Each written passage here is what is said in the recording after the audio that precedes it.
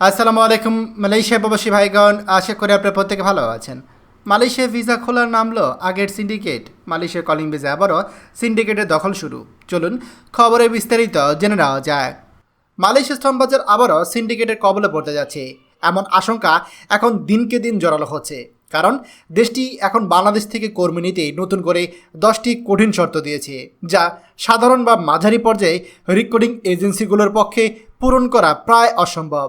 ফলে যারা আগে থেকে এই বাজার নিয়ন্ত্রণ করত, তারাই আবার বৈধভাবে একচ্ছত্র আধিপত্য পাবে।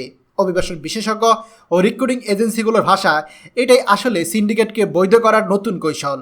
মালয়েশিয়া পররাষ্ট্র মন্ত্রণালয় সম্প্রতি প্রবাসী কল্যাণ ও বৈদেশিক কর্মসংস্থা মন্ত্রণালয়কে একটি চিঠি পাঠিয়েছে। সেখানে বলা হয়েছে, শুধুমাত্র নিচের 10টি শর্ত পূরণ করে রিক্রুটিং এজেন্সিগুলোই বাংলাদেশ থেকে কর্মী পাঠাতে পারবে। বাংলাদেশ সরকার সেই শর্ত পূরণ করা এজেন্সিগুলোকে 7ই নভেম্বরের মধ্যে আবেদন করার জন্য আহ্বান জানিয়েছে। এক্ষেত্রে তারা 10টি কঠিন শর্ত দিয়েছে। আর এই 10টি কঠিন শর্ত যারা সাধারণ রিক্রুটিং এজেন্সি, তাদের পক্ষে পূরণ করা সম্ভব না। অনেকে প্রশ্ন করছেন যে কেন এইটাকে আবার বলা হচ্ছে সিন্ডিকেট। দেখুন, অভিবাসন খাতের বিশেষজ্ঞদের মতে এই শর্তগুলো এমনভাবে মালয়েশিয়ার পক্ষ থেকে দেওয়া হচ্ছে যাতে করে শুধুমাত্র বড় ও প্রভাবশালী রিক্রুটিং এজেন্সিগুলোই এই নিয়মগুলো মেনে টিকে থাকতে পারে। বাইরের সাবেক যুগ্ম মহাসচিব ফখরুল ইসলাম বলেন, এই শর্তগুলো বাস্তবসম্মত নয়। 10,000 স্কয়ার ফিট অফিস বা 5 বছরের অভিজ্ঞতার মতো নিয়মগুলো ছোট এজেন্সিগুলোর জন্য অসম্ভব। এতে করে নতুন উদ্যোক্তারা বাদ পড়বে। ফলে আবার সেই পুরনো সিন্ডিকেটের হাতেই ফিরে যাবে মালয়েশিয়া শ্রম বাজার।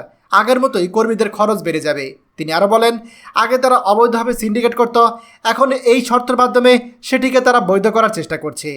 2018 সালে মালয়েশিয়া দুর্নীতি ও অনিয়মের অভিযোগে বাংলাদেশ থেকে শ্রমিক নেওয়া বন্ধ করে দেয়। তখন অভিযোগ উঠেছিল মাত্র 10টি এজেন্সি মিলে সিন্ডিকেট তৈরি করে পুরো বাজার নিয়ন্ত্রণ করছিল। কর্মীরা তখন অতি উচ্চ খরচে বিদেশে যাচ্ছিল, অনেক সময় কাজও পাচ্ছিল না। 3 বছর পর 2021 সালে ডিসেম্বরে নতুন সমঝোতার মাধ্যমে বাজারটি পুনরায় খোলা হয়। 2022 সালে আগস্টে আবারও কর্মী পাঠানো শুরু হয়, কিন্তু 2023 সালের মে মাসে আবারও তা বন্ধ হয়ে যায়। মালয়েশিয়ার দেওয়া নতুন শর্ত অনুযায়ী যেই সব এজেন্সি এই মানদণ্ড পূরণ করবে, শুধুমাত্র তারাই কর্মী পাঠাতে পারবে। এতে আগের ছোট ও মাঝারি যে রিক্রুটিং এজেন্সিগুলো আছে, তাদের জন্য কোনো সুযোগ থাকবে না। প্রবাসী কল্যাণ মন্ত্রণালয়ের তথ্য অনুযায়ী আগে বাংলাদেশ থেকে যে রিক্রুটিং এজেন্সিগুলো সুযোগ পেত, মালয়েশিয়া এবার তাদের সংখ্যা অনেক কমিয়ে দিবে। বাংলাদেশ সরকার চেয়েছিল যেন সব বৈধ লাইসেন্সধারী এজেন্সি সমানভাবে সুযোগ পায়, কিন্তু মালয়েশিয়া এবার আরও কঠিন শর্ত আরোপ করেছে। এর ফলে সাধারণ রিক্রুটিং এজেন্সিগুলো বাদ পড়বে। আবারও কিছু প্রভাবশালী এজেন্সি একচ্ছত্র নিয়ন্ত্রণ নিবে, কর্মী পাঠানোর খরচ বেড়ে যাবে। প্রকৃত অর্থে বাজার উন্মুক্ত হবেন না, বরঞ্চ বন্ধ হয়ে যাবে। সব মিলে বলা যায়, মালয়েশিয়া দেওয়া এই নতুন নিয়মগুলো দেখতে নিয়মতান্ত্রিক হলেও বাস্তবে তা সিন্ডিকেটকে বৈধ রূপ দেওয়ার পথ তৈরি করছে।